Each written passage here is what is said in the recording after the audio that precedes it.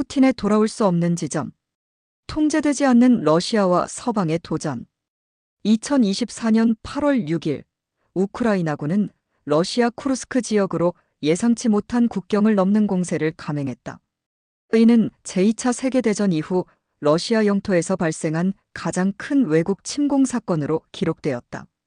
러시아 대통령 블라디미르 푸틴은 이 사건에 대해 우크라이나를 이용해 서방이 러시아와 싸우고 있다며 미국과 유럽을 비난했지만 즉각적인 군사적 반격은 하지 않았다. 푸틴은 동부 우크라이나에서의 군사작전을 지속하기 위해 본토를 되찾는데 병력을 전환하는 것을 주저했다. 결국 그는 북한 병력을 러시아 영토로 초청하여 쿠르스크에서 우크라이나군을 몰아내는 데 활용했다. 이는 100년 만에 러시아 영토에 외국군이 배치된 첫 사례로 기록되었다.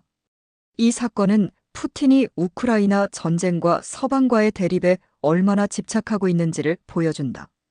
전쟁은 단순히 우크라이나의 독립을 막으려는 제국적 야망에 그치지 않고 푸틴의 궁극적인 목표는 냉전 이후의 유럽 질서를 재조정하고 미국의 영향력을 약화시키며 러시아의 국제적 위상을 되찾는 것이다. 전쟁과 러시아의 변화. 푸틴의 전쟁은 러시아 내부에 심대한 변화를 가져왔다. 그는 러시아 사회, 경제, 외교를 서방과의 대립에 맞춰 재편했다. 러시아는 이제 국제규범을 무시하는 불량 국가로 자리 잡았고, 이 과정에서 서방의 제재와 비판을 무시하며 더욱 독자적인 길을 걷고 있다. 특히 러시아의 국방비는 2025년 예산에서 GDP의 6.3%에 해당하는 1,450억 달러도 사상 최대치를 기록할 예정이다. 이는 2021년 대비 2배 이상 증가한 수치로 실제 국방비는 비공식 방식을 포함할 경우 8%를 초과할 가능성이 있다.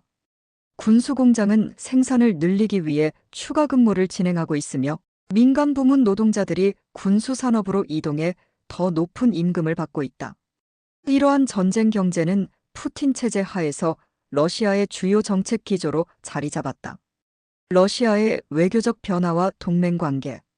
우크라이나 침공 이후 러시아는 서방과의 관계를 사실상 단절하고 중국, 이란, 북한 등과의 협력을 심화하고 있다. 이러한 동맹은 단순히 경제적 필요에 의한 것이 아니라 미국과 서방에 맞서기 위한 장기적인 전략의 일환이다. 러시아는 중국의 첨단 군사기술을 제공하며 방위 협력을 강화했고, 이란과는 핵기술 및 군사 지원을 통해 협력 관계를 심화했다. 북한과도 병력 및 군사 지원을 주고받으며 전략적 동반자 관계를 구축하고 있다. 이러한 협력은 단순히 경제적 지원을 넘어서 러시아와 동맹국 간의 군사적 역량을 강화하고 서방의 대응력을 약화시키는 데 기여하고 있다. 서방의 대응과 미래과제. 러시아와의 대결에서 서방은 여전히 분열된 모습을 보이고 있다. 유럽 국가들은 방위 예산을 늘리고 있지만 군사 능력의 확충은 여전히 더디다. 나토는 동부 지역 방위를 강화하기 위해 병력을 증강해야 하지만 많은 유럽 국가들은 아직 GDP의 2%를 방위비로 지출하겠다는 목표를 달성하지 못하고 있다. 미국은 유럽 안보를 지속적으로 지원해야 하지만 아시아와의 경쟁, 특히 중국과의 대립에 초점을 맞추고 있어 유럽 방위에 대한 관심이 줄어들 가능성이 있다. 그러나 유럽이 자립적인 방위 역량을 구축하기 전까지 미국의 지원은 필수적이다. 결론, 대응이 필요한 지금. 푸틴이 집권하는 한 러시아의 침략적 행보는 계속될 가능성이 높다. 우크라이나 전쟁이 끝난다 해도 러시아는 새로운 갈등을 일으킬 잠재력을 가지고 있다. 미국과 유럽은 지금 당장 러시아에 대한 대응을 강화해야 한다. 우크라이나를 지원하고 나토의 동맹국 방어를 강화하며 러시아의 침략 가능성을 억제하기 위한 전략을 수립해야 한다. 푸틴의 러시아는 단순히 유럽만의 문제가 아니라 전 세계적인 위협으로 자리 잡고 있다.